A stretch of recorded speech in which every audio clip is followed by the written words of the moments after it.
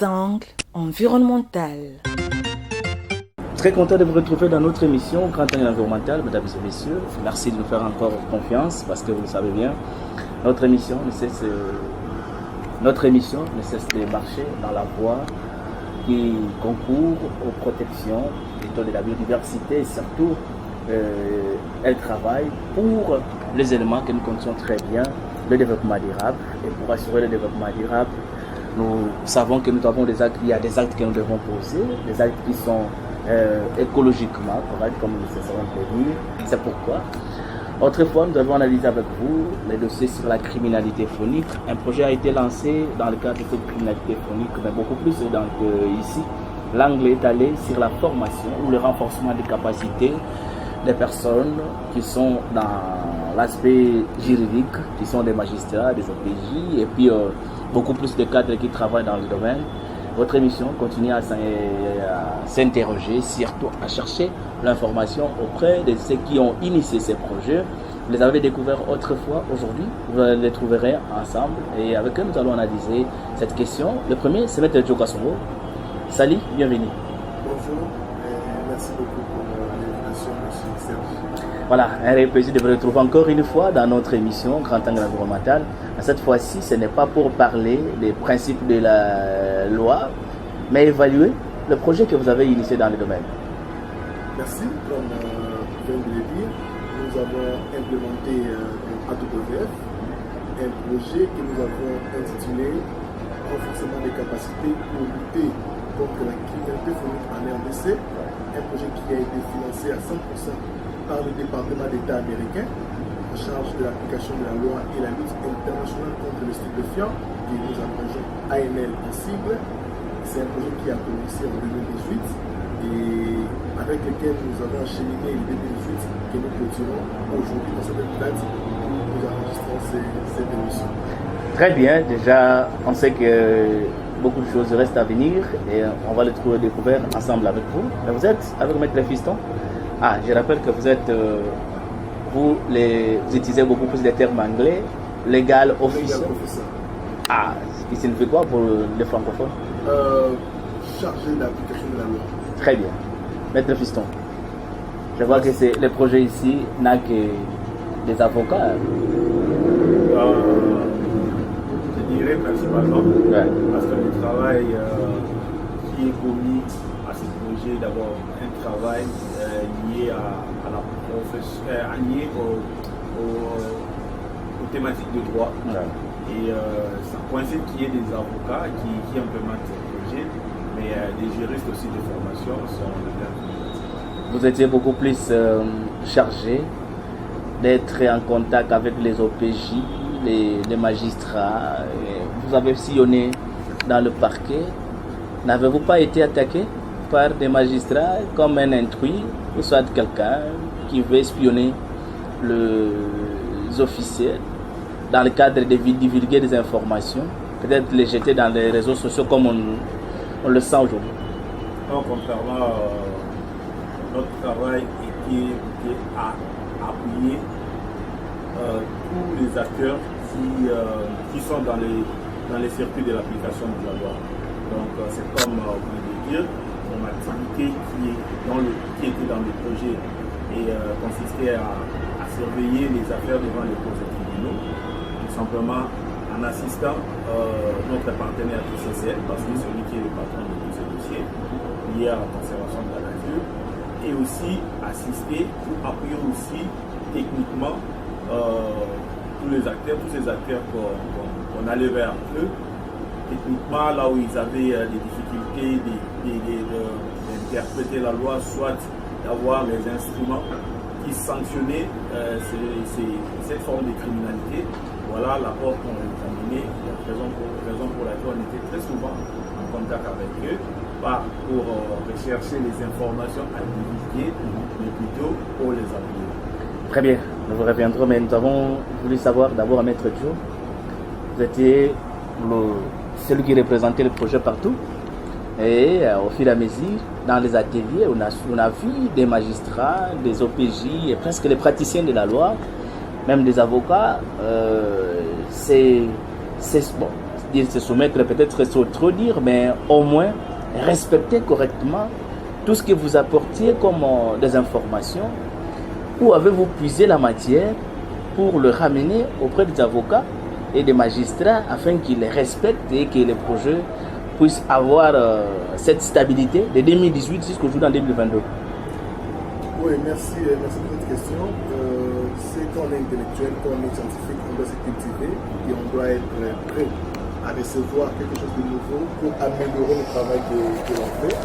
Nous sommes dans le domaine, dans la thématique. Nous travaillons, nous lisons et nous participons aussi par moment à l'adoption de certains textes qui sont pris dans le cadre de l'environnement et principalement dans le cadre de la lutte contre la criminalité phonique. Alors, lorsque nous allons vers ces juges, vers ces magistrats, vers ces officiers de police judiciaire qui appliquent la loi, ils se sont montrés très réceptifs parce que c'est une matière qu'on leur apporte qui permet à ce qu'il y ait amélioration dans la façon de faire leur travail. Alors, à moins que vous soyez, excusez-moi le terme, idiot, pour que vous ne soyez pas réceptif ou que vous n'accueillez pas favorablement la matière qu'on vous apporte pour améliorer comment faire votre travail. Très bien. C'est ce sens-là que nous avons. Alors, directement, nous pouvons attaquer le projet. Chaque projet, quand vous élaborez, vous avez des variables, des contraintes. Et je commencerai d'abord par des contraintes que vous avez trouvées pour que vous puissiez réaliser ce projet. Quelles ont été les contraintes ou quelles ont été les contraintes pour la réalisation de ce projet? Avant de faire toute chose, nous avons, nous, à Bureau, dans le département, nous avons eu à faire plusieurs analyses.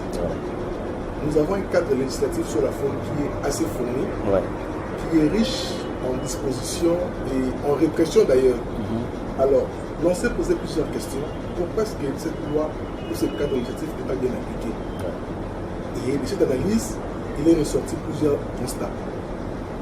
Il y a l'ignorance dans le chef de ceux-là qui sont appelés à appliquer la loi. Il y a une faible formation de ceux-là qui doivent aussi appliquer mais à un niveau un peu plus inférieur par rapport aux juges et aux magistrats.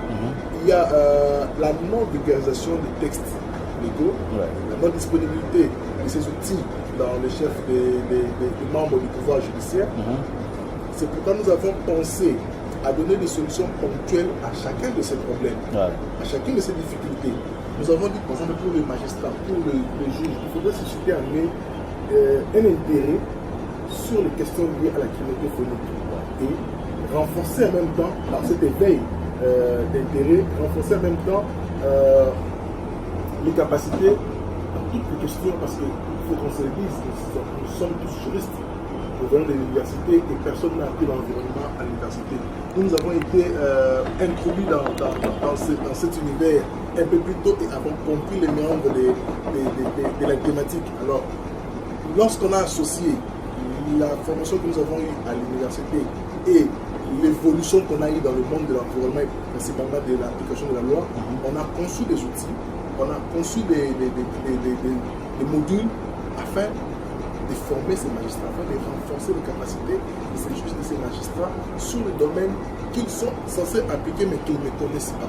Sur des matières qu'ils sont censés appliquer mais qu'ils ne connaissaient pas. Et nous avons appuyé cela par une documentation en appui. Nous avons des ouvrages qui contiennent le cadre législatif sur la faune en RDC. C'est pourquoi le projet proposait de renforcer les capacités comme une des facettes de renforcer l'application de la loi, de renforcer la lutte contre la criminalité. Il fallait d'abord renforcer les capacités de ceux-là qui appliquent la loi pour qu'il y ait une amélioration, une évolution dans le sens positif. Très bien. Avant que je revienne sur les variables que vous avez trouvées comme des opportunités que vous avez trouvées pour réaliser ce projet, je prendrai Maître Fiston. Déjà, Maître Joe vient de relever plusieurs faits, mais malgré toutes ces contraintes, vous n'avez pas désarmé. Vous avez même fait appel à certains magistrats au niveau régional. Je ne sais pas si c'est le même projet. Tout à fait. Vous avez fait appel même aux magistrats régionaux. Ça veut dire quand même que vous avez plus d'opportunités que les contraintes. Non, mais ce sont les contraintes qui nous poussent à aller plus loin et à faire mieux. Parce que si dans un projet, nous voulons rester sous les contraintes, et c'est-à-dire qu'on n'atteindra pas les objectifs Et l'objectif de cet atelier sous-régional était tout simplement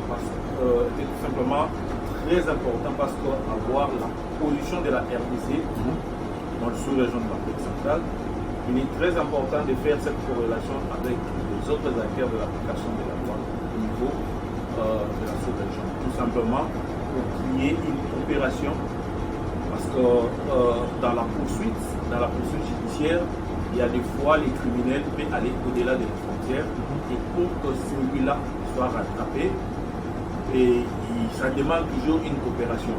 Une coopération judiciaire est très importante, et raison pour laquelle c'était une des raisons d'évoquer la question de la criminalité phonique au niveau sous-régional. Alors, comment a été l'impression de ceux qui venaient de l'extérieur quand ils arrivent par rapport au traitement des matières? Parce qu'il y avait aussi des séances de comparaison.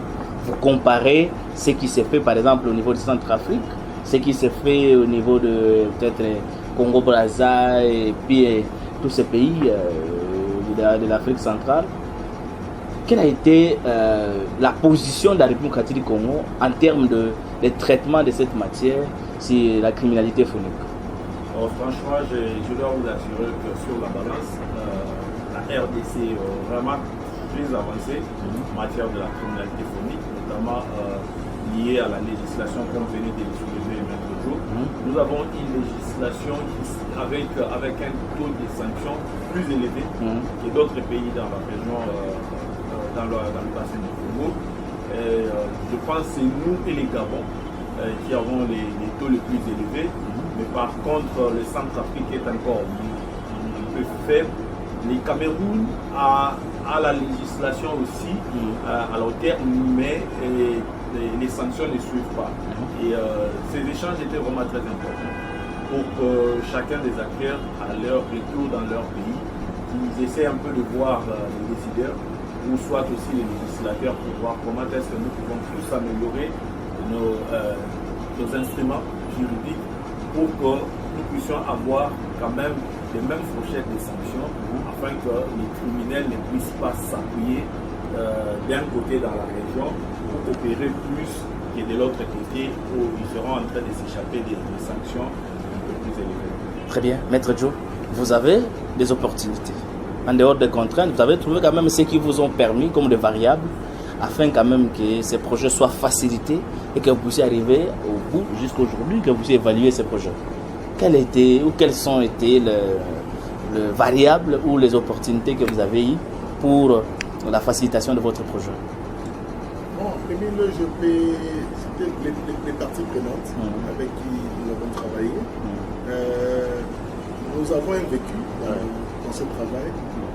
Nous avons commencé quelque part et nous avons tissé des liens avec les parties prenantes tellement importantes pour une bonne application, et nous sommes partis de ça. Nous sommes partis là pour nous étendre et faire asseoir le projet de la durabilité. Et lorsque nous faisons nos activités, nous créons une sorte de réseau. Même si le nombre par les réseaux n'est pas celui escompté, mais seulement ça nous permet aujourd'hui, je vous donne un exemple en passant, nous avons eu à faire une activité que l'on a appelée les lignes directrices sur la détention de la peine. Nous nous sommes dit qu'il fallait alléger le travail des magistrats et des juges dans l'instruction des affaires. Dans le cadre de ces projets, on a pensé à faire une décortication de toutes les infractions sur la faune qui est en RDC. On a nommé les infractions, on a qualifié les faits, on a ressorti les éléments constitutifs de chacune des infractions. Et ce travail nous a été allégé, nous a été facilité par un numéro de magistrats avec qui nous avons travaillé. Et rassurez-vous, c'est aujourd'hui dans des réunions où nous allons, que nous organisons, avec des juges qui viennent ou des magistrats qui viennent pour la première fois. Ces juges ou ces magistrats avec qui nous avons deviennent des porte-étendards, deviennent des porte-paroles. Par moment, on peut nous poser une question. Au lieu que ce soit nous qui répondions à cette question, c'est un des juges qui répond. Non mais collègues, voilà par rapport à ça, vous ne pensez pas que. Donc c'est quelque chose de positif que nous avons trouvé. Et ces gens sont là avec nous aujourd'hui et continuent de travailler avec nous. Notre souci serait d'étendre ces réseaux, de faire en sorte que nous ayons plutôt un nombre beaucoup plus important de juges et magistrats afin de mieux les réseauter et de mieux organiser un mentorat. Et nous n'aurons pas réduit, mais nous aurons atteint un objectif, celui d'avoir des juges et magistrats spécialisés dans la question de la criminalité phonique. Très bien. Alors, le premier lot de renforcement de capacité sur cette matière de la criminalité phonique avait constitué combien de personnes? Bon, nous avons organisé plusieurs activités, déjà dans 4 villes principales. Il y avait Kinshasa, il y avait Kisangani, Bunia et Buta. Dans l'ensemble, le juge et le magistrat, nous pouvons dire que nous avons atteint plus ou moins 300 juges et magistrats. Ah oui. Et au moins 140 officiers de police judiciaire, que ce soit à l'ICC ou à la police nationale. Ils ont été atteints par les formations que nous avons données, aussi bien à Kinshasa et ailleurs. Et même, il y a ceux-là qui ont participé à la conférence à laquelle vous venez faire allusion récemment. C'était une conférence qui nous permettait, comme le disait mon collègue, d'étudier les possibilités d'avoir une assistance mutuelle judiciaire entre les pays de la sous-région. Parce que vous savez qu'aujourd'hui, le trafic ou la criminalité phonique est devenu un crime organisé transnational qui dépasse les frontières nationales. Alors, la RDC étant l'un des pays au monde qui a 9 frontières, ou 9 pays frontaliers, il nous fallait voir comment associer ces pays qui nous entourent dans le combat contre la criminalité phonique et voir comment mettre en place des mécanismes de collaboration avec les officiers d'application de la loi de ces pays. C'est pourquoi nous avons organisé cette réunion l'année dernière. Très bien, Maître Fiston, mais sachant quand même que la période sur laquelle s'est situé le projet, entre 2018 et 2020, il y a eu quand même des événements terribles comme la Covid-19, comme un événement qui pouvait bouleverser, et puis ça pouvait aussi profiter à vous. Vous dites qu'au nom de la Covid, nous bouffons tous les financements qui restera, et puis c'est justifiable par rapport à la Covid. Qu'avez-vous fait pour s'en sortir et puis traverser cette période et arriver jusqu'au bout? Oui, c'était une période très difficile, reconnue mondialement, parce que ça a bouleversé et affecté plusieurs domaines et fonctions. Vous avez quand même interrompu pendant cette période de Covid? Exactement, parce qu'on n'avait plus accès aux cours de tribunaux. Même les audiences se passaient à huis clos. On était même sur le plan du travail, on a eu un moment où on travaillait à partir de la maison.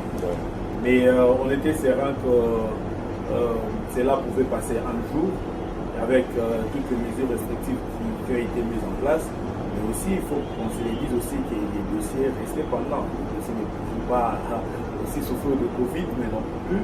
Mais plutôt au moment où les autorités ont trouvé la possibilité de nous permettre d'accéder à toutes ces installations.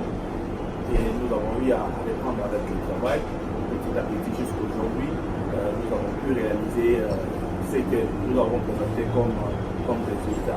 Raison pour laquelle vous allez voir sur notre balance, pendant la période de Covid, il y a eu moins de dossiers suivis devant les cours des tribunaux, il y a eu moins de jugements obtenus, mais plutôt après la période de Covid, et nous sommes allés jusqu'à doubler ce qui était l'objectif de dossier suivi devant les cours.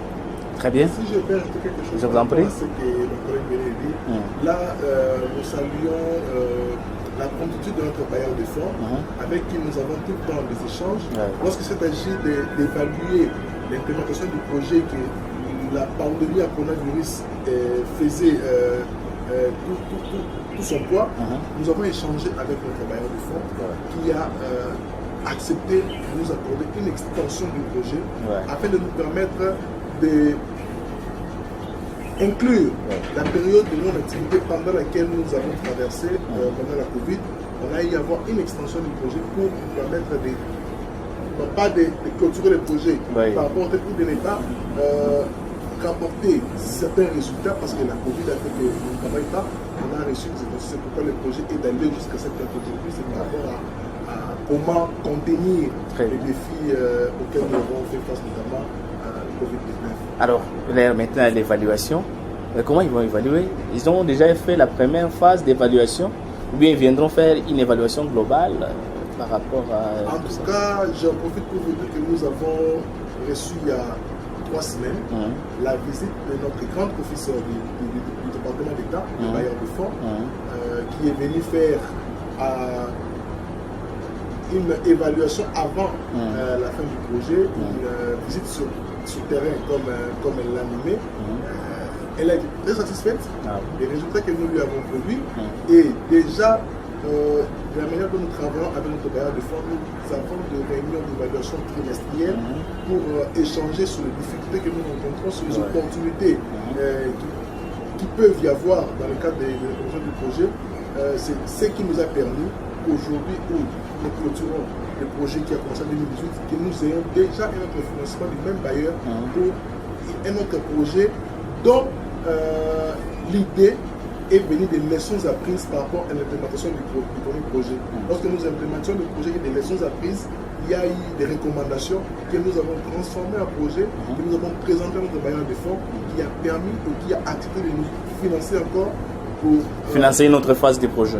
Un autre projet, oui, avec des objectifs qui sont différents. Selon les recommandations qui ont été présentées par les participants. Voilà. Mais actuellement, nous sommes dans l'évaluation. Maître Joe, vous ne craignez pas, vous n'allez pas disparaître dans quelques jours. Aujourd'hui, l'évaluation est la fin du projet.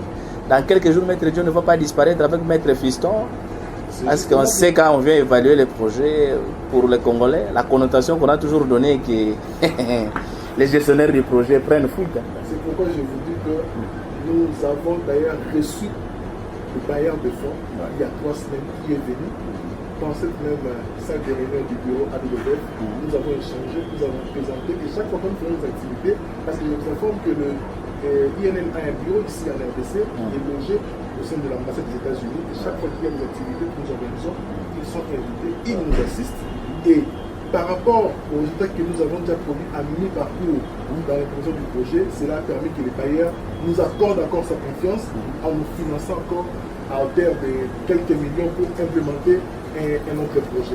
Très bien. L'avantage, pour compléter, je vous en prie. L'avantage que nous avons aussi, c'est de s'auto-évaluer à l'interne. Donc, l'auto-évaluation. Voilà, qui ne fera pas craindre à ce que le bailleur puisse nous évaluer. Et c'est ça le plus avantage. Anticipez déjà, c'est que vous savez qui pourra vous faire. Ah, c'est vrai des Congolais.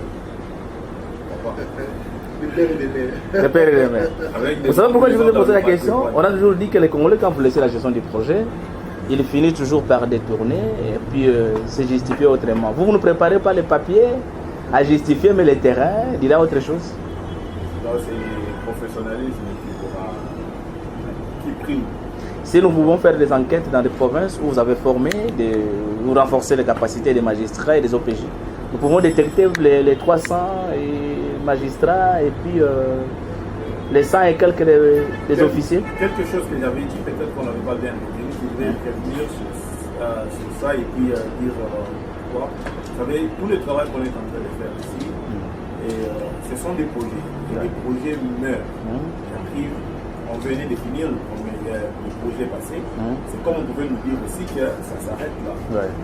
Mais le plus important est de savoir qu'est-ce qu'on est en train de faire dans ce projet. À qui revient les avantages? Les avantages reviennent à la République démocratique. C'est ça. Donc tout ce qu'on est en train de faire, nous ne le faisons pas pour nous. Nous appuyons l'ICCN, qui est un établissement de l'État congolais. C'est pour dire ce que nous sommes en train de faire. Par la question que vous avez posée sur l'unité congolaise, nous devons faire et implémenter ce projet en âme et conscience avec beaucoup de professionnalisme parce que nous savons que nous le faisons pour le Congo. Aujourd'hui, le projet peut partir, mais je peux être sollicité comme un expert dans un projet du ministère. C'est-à-dire, si déjà j'avais failli pendant que j'implémentais un projet de l'organisme international, c'est-à-dire que je viendrais encore louer le pays. Mais si je ramène déjà un plus dans ce que je suis en train de faire en tant que Congolais pour un projet financé par les organismes internationaux, donc je suis en train d'amener le pays vers un pas pour qu'un jour je sers encore le pays à travers le niveau que j'aurai déjà. Très bien. Bientôt je serai à Bouta pour vérifier si les OPJ, si réellement ont été formés. Maître Joe, vous avez d'un autre côté les recommandations chaque fois que sortez à toutes les réunions que vous organisez, toutes les séances que vous organisez. quelles sont les recommandations que vous avez trouvées qu'elles sont pertinentes, mais difficiles à exécuter en République démocratique du Congo? C'est une question très importante. Il y en a plusieurs, comme vous avez dit, parce que notre souci est de renforcer l'application de la loi. Ouais. Et parmi ces recommandations, il y a certaines qui rentrent déjà dans le cadre de travail que nous faisons, mais qui nous demandent maintenant d'intensifier. Il y a par exemple la vulgarisation des textes. C'est un grand problème, je pense. Aujourd'hui déjà à Kinshasa, là où les lois sont promulguées, là où les lois sont publiées, les juges et les magistrats ne sont pas outillés en loi. Ils ne sont pas outillés en texte légaux. Et vous imaginez un juge d'Ingongo, un juge de Malemankouille, où est-ce qu'il aura un texte? Si ceux qui sont à Kinshasa n'ont pas de texte. Ceux qui travaillent à 2 km du journal officiel, là où les textes sont publiés, n'ont pas ces lois, ne les connaissent pas. Et ceux qui sont en province, c'est une question. Alors, le travail, c'est de plus libéraliser les textes, plus apporter la présence. Aujourd'hui, on peut crier qu'il y a la corruption et le trafic d'influence, mais chacun en soi a un minimum de conscience qui, lorsqu'il sait quelque chose, même s'il sera influencé, même s'il sera corrompu entre guillemets, mais il y a quand même un éveil de conscience, un éveil de prise de conscience qui peut surgir et permettre à ce que le monsieur ou l'acteur fasse son travail. Il faudrait que l'acteur ait l'information.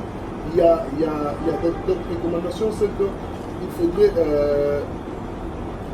comme récemment, il faudrait voir dans quelle possibilité aboutir à des juridictions spécialisées dans la lutte contre la criminalité. Surtout ça devient vraiment une matière qui est présentée chaque fois. Quand vous avez des ateliers, quand vous avez des conférences, on vous pose toujours cette même question.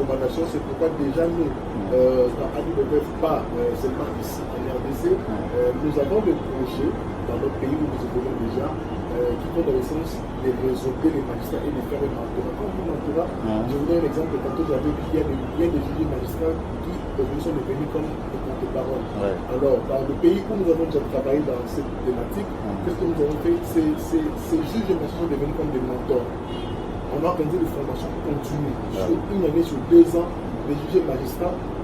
Un nombre, à la tête de l'équipe plutôt, on met un juge ou un magistrat pour être comme mentor, qui va suivre ces juges et magistrats qui font le travail dans les questions de la criminalité pendant 1 an, 2 ans, et sera là pour les côtés, pour les évaluer.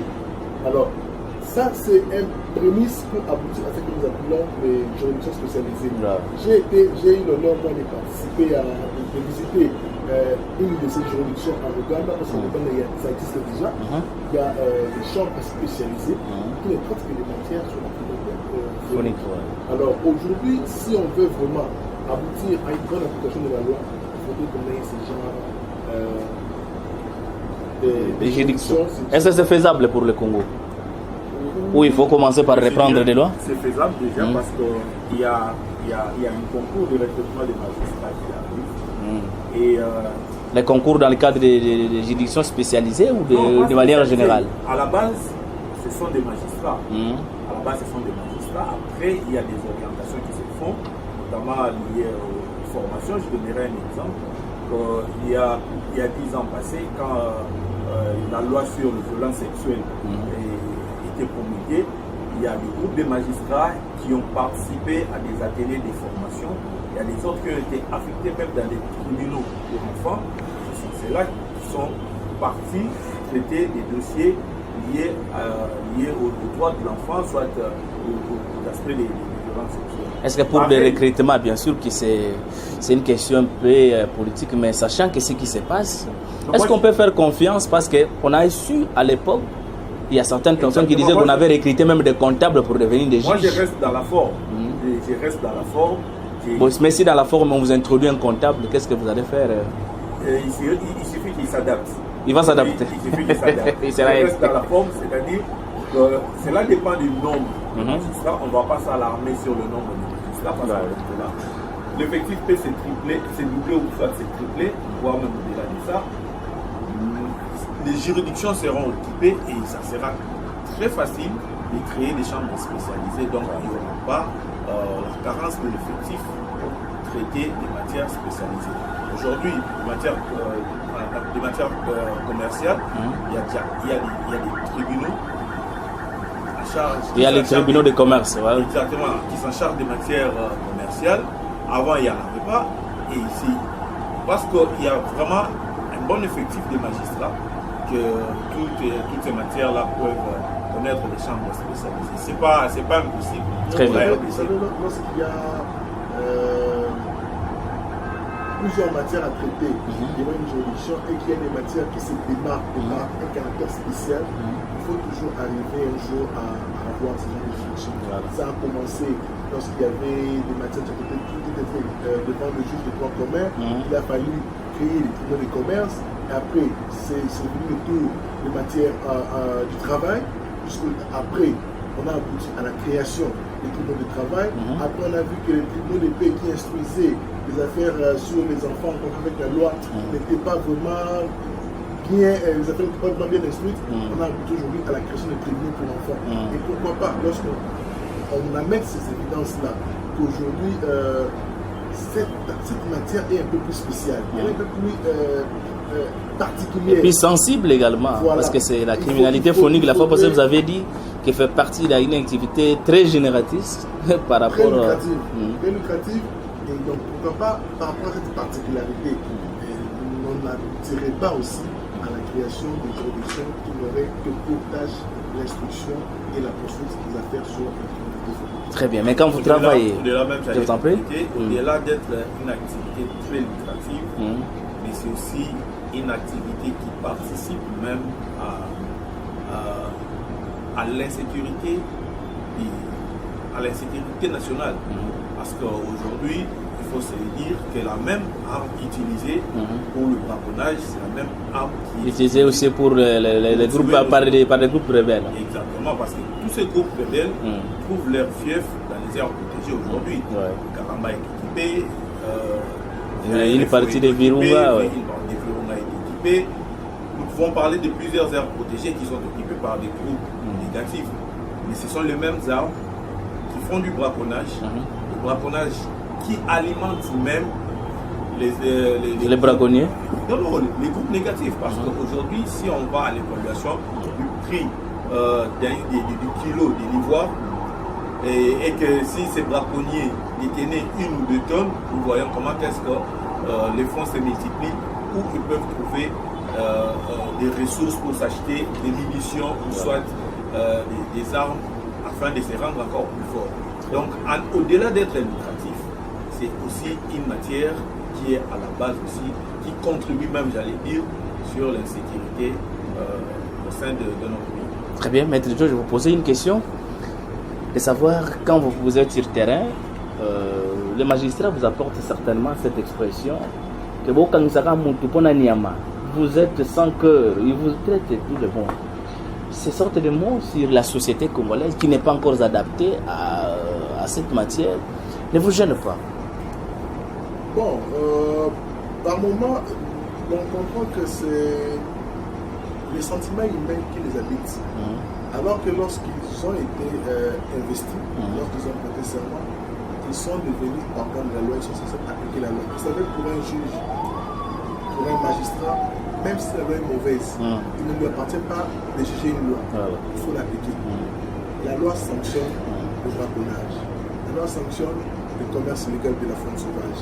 La loi sanctionne la chasse illégale. La loi sanctionne l'abattage d'une espèce intégralement protégée.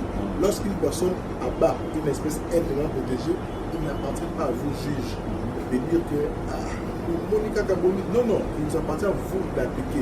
Certes, il y a des circonstances qui rentrent dans la détention de la peine qui permettent au juge de fluctuer les taux de la peine à appliquer, mais cette gymnastique-là ne leur autorise pas à ne pas reconnaître à un fait un caractère infractionnel. L'infraction existe, mais le juge a des circonstances qui lui permettent d'évaluer les taux de la peine à appliquer à un délinquant. Donc, par moment, on les rappelle tout simplement, mais monsieur le juge, monsieur le magistrat, lisez la loi. Par moment, ceux-là qui disent ça sont ceux-là qui n'ont jamais lu la loi. Donc, ils viennent et puis ils déclarent comme ça. Ils ne savent pas que c'est une infraction.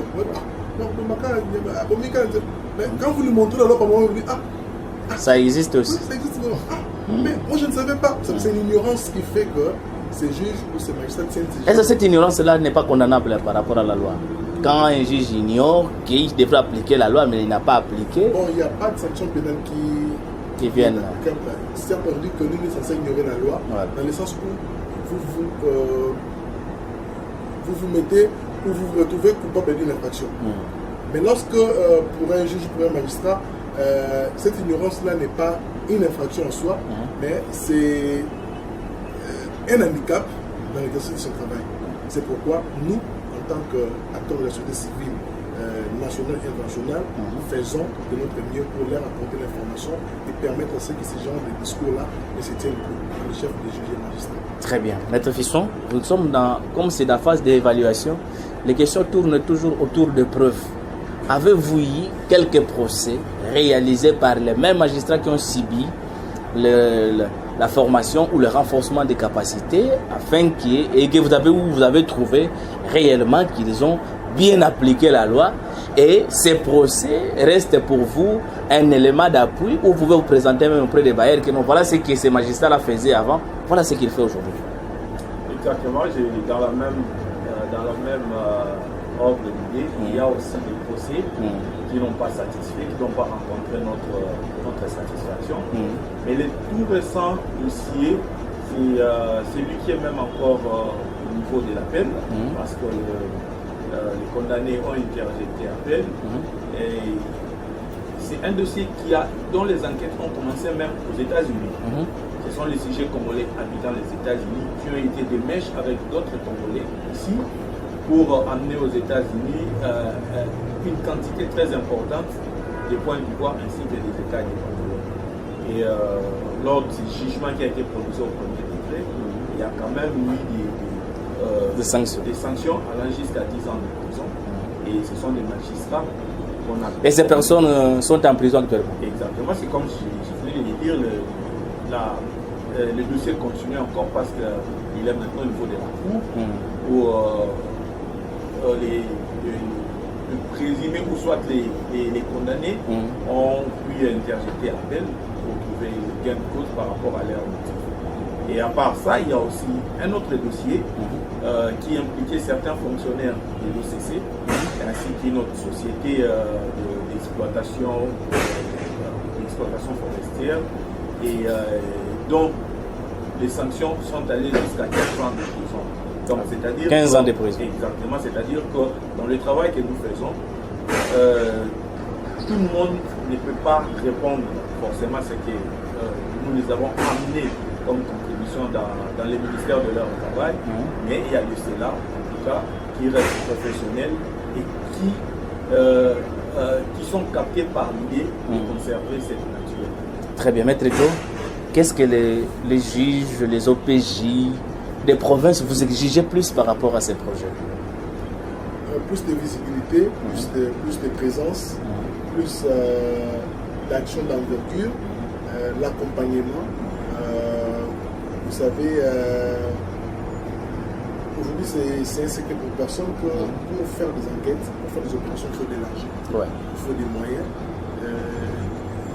Je vous donne un exemple avec Issana, lui on a fait une formation, il y a le commandant de la police, c'est une bonne matière que nous avons apportée. Il y a le travail vraiment vaste dans cette ville, mais ce sont les moyens qui vont nous handicaper pour faire le travail. Quand il faudra faire des descentes, quand il faudra faire des opérations, des enquêtes, des ciblages, ce sont les moyens qui vont nous manquer. Est-ce qu'il n'y aurait pas moyen que vous voyez dans l'avenir comment appuyer la police à faire des enquêtes, à faire des opérations, parce que ces trafiquants, ces criminels phoniques, nous les connaissons. Nous les voyons par moments.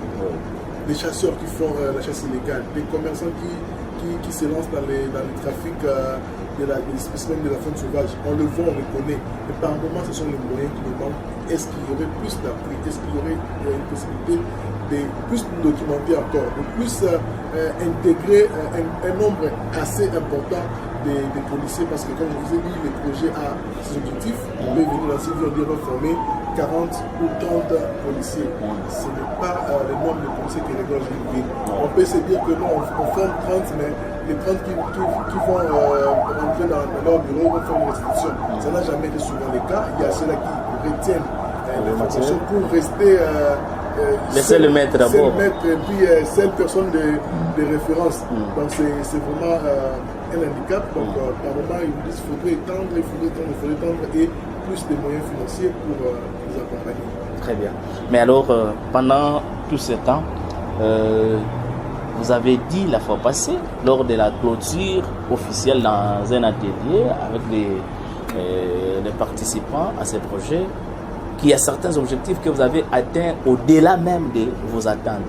Quelles sont ces sortes d'objectifs que vous avez atteints au-delà? Vous êtes aussi de bonne foi, vous avez dépassé les objectifs. Voilà, vous savez, lorsqu'il y a un projet conçu, il y a toujours des indicateurs. Voilà. Il y a des cibles à atteindre. Lorsque, par exemple, dans ce projet, nous allons former 150 personnes.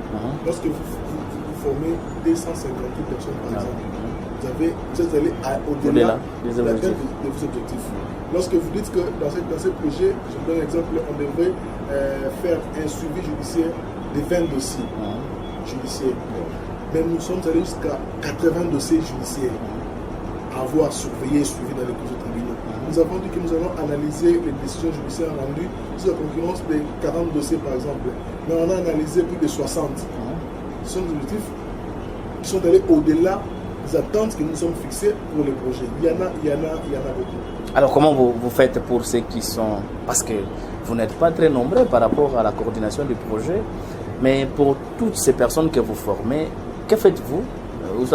Qui vous représentent ou qui font réellement le suivi sur terrain afin qu'ils vous apportent des vraies informations que vous pouvez catégoriser directement dans les objectifs et dans l'indicateur plutôt objectivement vérifiable? Vous savez, dans le cadre du projet, surtout dans le cadre de l'activité de compte moniteur, vous avez un budget pour faire des suivis. Il y a des personnes qu'on appelle des personnes de ressources, des personnes de référence dans les villes, même dans les villes où nous ne sommes pas encore passés. On peut toujours créer un réseau. Nous sommes avocats, il y a des avocats qui sont là-bas. On peut dire, chers collègues, voilà, est-ce que vous pouvez nous aider à suivre tel dossier? Il y a mon collègue au moment qui voyage, prendre des contacts avec les greffiers et les divisionnaires des parquets des principales villes où il y a une affluence massive des dossiers dans les tribunaux. On crée toujours des contacts comme ça qui nous permettent de suivre, si pas physiquement, mais à distance, des dossiers, avoir des données fiables. Et par moment, nous avons des dossiers qui nous sont scannés et nous sont envoyés lorsque les décisions sont déjà rendues. Ça nous permet de faire des analyses et de quantifier le nombre de dossiers que nous avons suivis et analysés. Très bien. Maître Fiston, quels sont les risques que vous avez courus pendant tous ces temps où vous étiez en contact avec les risques auxquels vous étiez exposé? Le premier risque est de ne pas être dévoilé, parce que vous savez, c'est la matière est très sensible. En train de parler est très sensible. Imaginez quelqu'un qui détenait plus de 3 tonnes et qui se retrouve devant les cours des tribunaux et qui apprenait qu'il y a quelqu'un qui suivait ces dossiers pour que ces dossiers-là puissent être fixés et jugés. Et par moment, un avocat adverse à votre dossier criminel est pris pour un ennemi, tout simplement parce qu'il est en train de vous jouer. Donc c'est le premier risque. C'est pareil parce que déjà la criminalité fournie, le trafic des espèces de faune sauvage est classé 4e sur la liste des trafics défendus dans le monde. Ça représente déjà un premier danger. Et le deuxième danger, c'est de ne pas être en face d'un bon interlocuteur, un acteur dans la chaîne de l'application de la loi. Et s'il n'a pas le même langage que moi, c'est déjà un grand risque. Mais heureusement, à travers notre professionnalisme, nous avons su dévier tous ces risques et nous avons pu quand même arriver à atteindre ces résultats grâce à cette manière de gérer. Merci. Un dernier mot, maître, si vous arrivez vraiment à la fin. Un dernier mot, c'est de se serrer tous derrière cette forme de criminalité. Aujourd'hui, on ne pensait pas que le phénomène pour nous pouvait atteindre les niveaux que ça atteint aujourd'hui. Tout simplement parce que tout citoyen observe cela. parler de ça comme si c'était quelque chose de très passager. Mais aujourd'hui, quand nous sommes en train de parler de la criminalité phonique, parce que ça n'a pas encore atteint le niveau où on peut tous déplorer, essayons de se serrer tous pour que nous puissions arriver à éradiquer cette forme de criminalité qui est plus que dangereuse dans notre société. Merci beaucoup. Maître Joe, un dernier mot et puis perspective par rapport à... merci. En guise de dernier mot, je dirais d'abord merci. Merci à notre bailleur de fonds, le département d'État américain, en charge de l'application de la loi et lutte contre les stupéfiants ANL, d'avoir disponibilisé le fonds qui nous ont permis de mettre en œuvre ces projets. Et j'ai dit merci à mon organisation, à African Wildlife Foundation, d'avoir permis à ce que ces projets soient conçus dans les meilleures conditions possibles et implémentés avec l'appui de tout le monde. Je commencerai par mon coordinateur pays, notre équipe des finances, notre équipe des ressources humaines, notre équipe du département, qui nous ont vraiment apporté un appui nécessaire pour la bonne marche de ces projets. Je dirais aussi merci à toutes les parties prenantes avec qui nous avons travaillé ces projets, les juges et magistrats qui nous ont soutenus, qui ont participé à toutes ces activités. Je les remercie, les OPJ, les magistrats, ainsi que les partenaires d'implémentation de ces projets. Là, je cite Juristral et Maïcha Group. Ils sont ceux-là avec qui nous avons implémenté les projets qui étaient en charge de certaines activités. Nous avons ensemble atteint nos objectifs et réalisé les résultats que nous avons pu produire. Nous disons une satisfaction parce que, comme j'ai dit tout à l'heure, nous avons atteint nos objectifs. Comme l'a dit mon collègue Fiston, notre mot de la fin sera encore à l'endroit des autorités, tant du gouvernement que des lycéens, de multiplier les efforts. AWF sera toujours là pour les accompagner. Il faudrait nous mobiliser et ne pas rapporter à demain ce qu'on peut faire aujourd'hui. Le combat contre la criminalité phonique est réel et il faudrait vraiment qu'on s'y mette pour lutter contre le braconnage ainsi que son corollaire, le commerce illégal. En termes de perspective, je vous informe, comme je l'ai toujours dit, que nous avons notre projet que nous sommes en train d'implémenter, un projet qui concerne l'application de la loi ou la lutte contre la criminalité phonique dans les frontières internationales, le port de Matadi et l'aéroport de Djeli. C'est un projet qui va s'étendre jusqu'à l'année prochaine. Et nous allons nous rencontrer encore parce que le combat continue. AWF a en vue d'autres perspectives pour mettre en place notre projet toujours dans des composantes qui concourent à la lutte contre la criminalité phonique. Et très bientôt, vous aurez encore de nos nouvelles. Merci beaucoup. Nous disons merci Maître Joe, Maître Fiston d'avoir répondu à notre invitation. Merci à vous, M. Serge. Voilà, vous avez compris que c'est la fin de notre émission. Grand Angle Environnemental qui a voulu analyser cette question de la criminalité phonique, mais plus ici, l'angle était basé sur l'évaluation d'un projet qui a été lancé, projet INL 2018, depuis 2018 et aujourd'hui 30, ça prend fin, ce projet. Alors, nous croyons que les bonnes choses restent toujours à venir. Si vous avez aimé, dites merci à Junior Selemani et Christian Sono qui étaient derrière la caméra. Pourquoi pas à Rodrigue Bonda pour le montage de ces images. Quant à moi, je vous retrouve prochainement dans un autre numéro. Merci là, portez-vous bien. Bonne suite au programme sur la télévision verte. Au revoir. Grand angle environnemental.